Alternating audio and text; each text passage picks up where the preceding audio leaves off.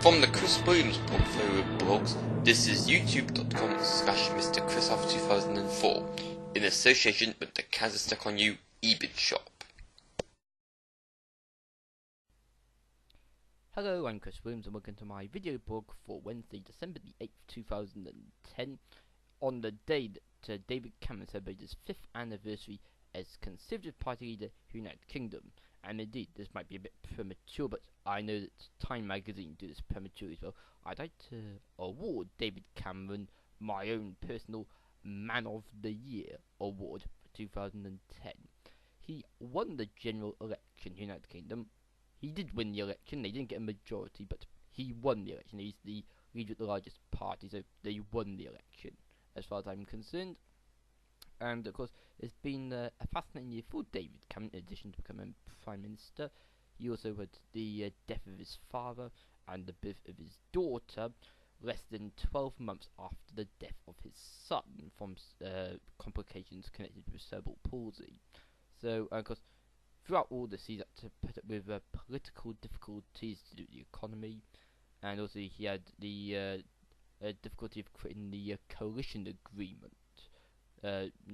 We could easily have had a Labour administration, even though Labour came second in the election in terms of numbers of seats. But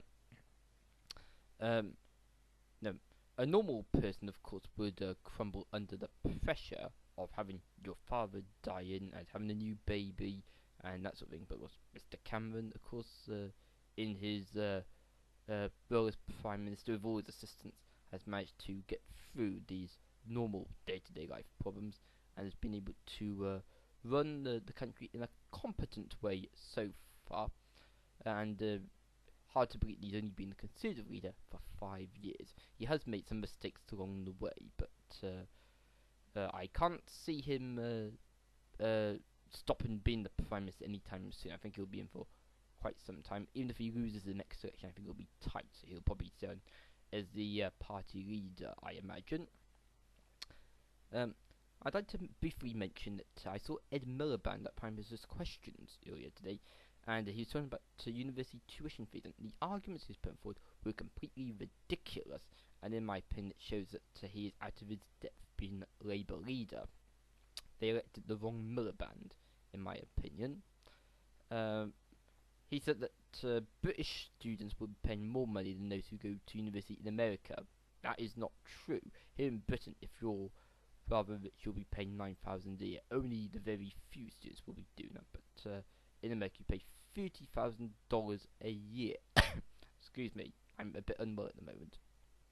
So what Mr. Miliband was saying was just scaremongering. Of course, Mr. Cameron shut down all of his arguments, and hence I feel that the Labour Party at the moment pose no threat to David Cameron's administration.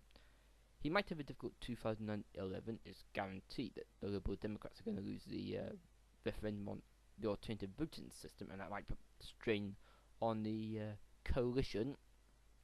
Some reckon it might fall apart in 2011, because some thought that the coalition would fall apart in 2010. But of course, Mr. Cameron has been able to sweet talk his way into sustaining the coalition so far. He's managed to persuade the Liberal Democrats to turn their back on their pledge not to increase tuition fees. Of course, as I've been saying to a few people, the Liberal Democrats were previously involved in fantasy politics, saying things that they knew were not realistic. And of course, now they're in power, they've realised that a lot of what they said previously cannot be the case in reality.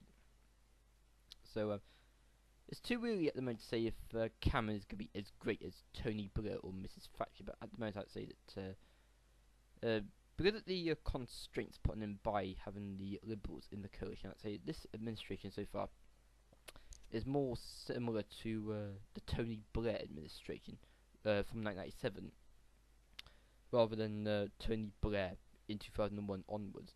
And definitely he's not able to do the Thatcherite type of politics at the moment.